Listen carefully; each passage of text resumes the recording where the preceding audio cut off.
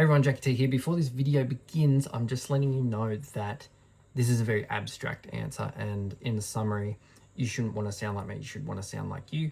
I dive into that a bit more. Anyway, enjoy the video. Thank you so much. Love you all. Thank you for the questions and whatnot. A weird question I get a lot about bass is, how do I sound so unique, and how do people make their own unique sounds on bass, right? And here's the kind of answer that you probably don't want to hear, but I'm going to tell it. I don't listen to a lot of different music. I primarily listen to the 1975, which you can see just here. My favorite band in the world.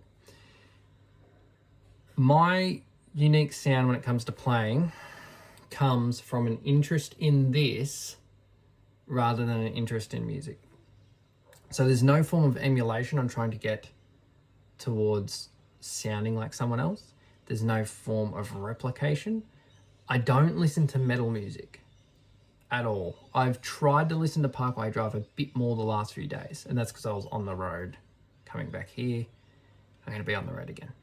And sometimes I think what I post online feels a bit misleading in the way of my style and playing, because what I post online is not what I play privately and not what I play in bands. What I'm trying to say is that the unique sound I get, again, it comes from this, not from outside sources, because people go, that's so good, I want to write something like that. And from that, you're not actually getting the originality. It doesn't mean what you're going to make is bad. It just means you're not going to have originality because you're trying to replicate something going on. It's like how breakdown's just been like that for the last 20 years, maybe even 30 years, who knows. But my point is, people are trying to replicate what's already done, so nothing new is happening. Then when I come along and start doing something new on this and people freak out, the reason is I don't listen to music all too much. And I think that's a better approach. You want to kind of play around with the instrument and even effects and sounds and that, rather than the replication or even the composing aspect. Like do it in reverse. Get the compositional thing of something unique and then add a song, rather than have a song and then add something unique, because it's harder to draw from in my experience. But yeah, for unique sounds, don't focus on replicating someone else. Because if someone says, oh, how do you make it sound so unique? And then they copy me, then they just sound like Jacky T. They don't sound like them. And then people say, that sounds like Jacky T. And it's still my sound if you replicate me and learn what to do what I do. And that's cool to some degree, because there's a technical aspect of these, instruments. So that's not bad. But when it comes to composing and getting interest and all the rest, you kind of want to be yourself. You don't, I guess from personal experience, I don't have like an outside influence. People say, who's your favorite bass player? And I might be like, oh, Victor Wooten is pretty good. Ross McDonald is easily my favorite bass player from the 1975. He's not a technical genius and he's nothing freaky on bass, but he's alarmingly consistent. And this comes to my next point.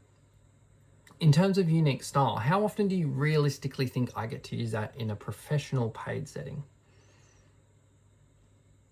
Never is the correct answer.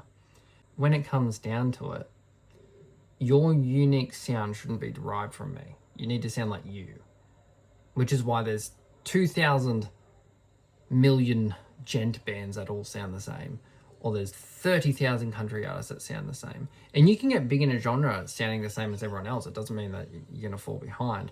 But if you want to sound unique, don't look for how does someone else sound unique. Think to yourself, what do I hear in my ear and that?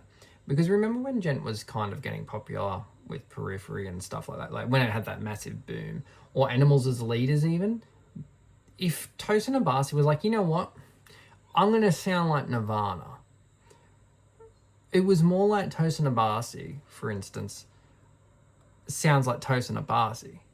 Steve Vai sounds like Steve Vai. Satriani sounds like Satriani. Victor Wooten sounds like Victor Wooten. Jacob Umansky sounds like Jacob Umansky. And that's my point. You shouldn't be looking to sound unique. You should be looking to sound like yourself. That is the best way of putting it.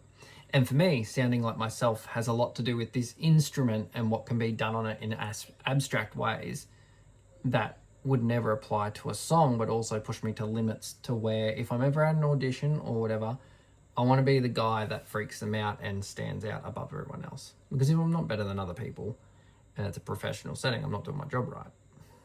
If that makes sense. Anyway, hope that video helped to some degree.